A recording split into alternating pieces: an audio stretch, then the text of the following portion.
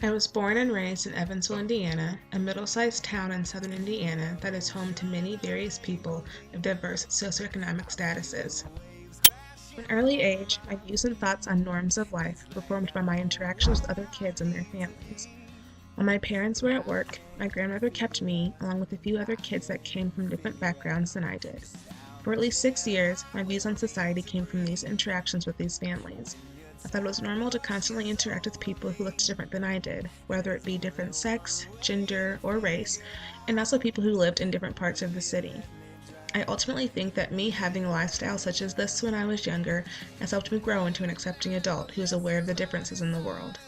This can be attributed back to the theory of ethnomethodology, which states that people's background assumptions come from an early interactions in society. A big social factor in my life has been my family. Since the age of 10, I grew up in a single-parent household with my mom and one older sister. My mom has always been my biggest supporter and advocate, pushing me to be my best and achieve whatever I set my mind to. She did everything she could to ensure that my sister and I had great lives and that we were always well taken care of. My mom always stressed the importance of being strong, hardworking, independent individuals, and those values are exemplified in me and my sister. Looking back, I recognize that my mom was trying to push intergenerational mobility so that my sister and I could obtain high achieve statuses. My mother also stressed the importance of family and staying close to those family members around you. Because of this, I'm very close to my grandparents as well as my aunt and cousins, and we all spend a lot of time together as a family. From kindergarten through high school, I attended the same public school system.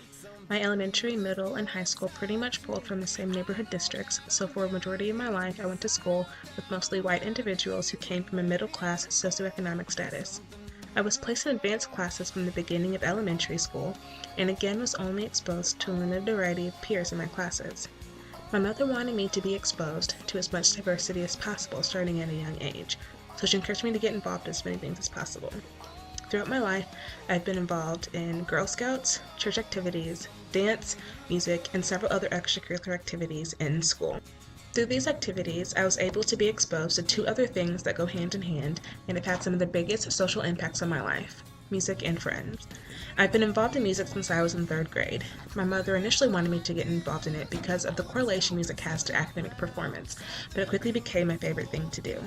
Starting in 5th grade through high school, I was involved in every music ensemble my school had to offer, as well as participating in citywide ensembles and private lessons.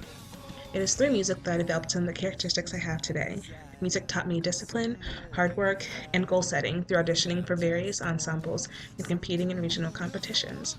I learned how to apply these values to different situations, and because of that, I credit music for many of the successes I've had in life. Music had a direct social impact on my life, not only through teaching me life lessons, but also in helping me find my friends. In middle school, I started to realize that my closest friends were those who played alongside me in ensembles. This trend continued well throughout high school. In addition to having one class together throughout the day, I shared 4 weekly rehearsals and all-day Saturdays with others in band. I was constantly around people who shared the same passions and dedication to music that I did, and those people quickly became my best friends. In middle school, high school, and even throughout my 4 years here in college, I quickly settled into a particular friends group where I always felt comfortable. Some might call us band geeks, but don't worry, we're nothing like what you really see in the movies. We all came from many different backgrounds, like different family structures and statuses, but one commonality between all of us is our love and passion for music. In our Schaeffer Sociology book, under Functionalist Perspective, it states that if an aspect of social life does not serve some identifiably useful function or promote value consensus among members of a society, it will not be passed on. A functionalist theorist might say that music was a function that held my diverse group of friends together throughout the years. It contributed to the stability of all of us. A functionalist might also say that the music programs I've been involved in had a manifest function of introducing students to fine arts, but it definitely also had a latent function of bringing together students of different backgrounds and showing them how to connect with each other. The social factors of my childhood interactions, family, friends, and activities have all greatly influenced who I am today. I've been able to learn a lot about life, but have also been able to formulate a lot by myself through all of these factors.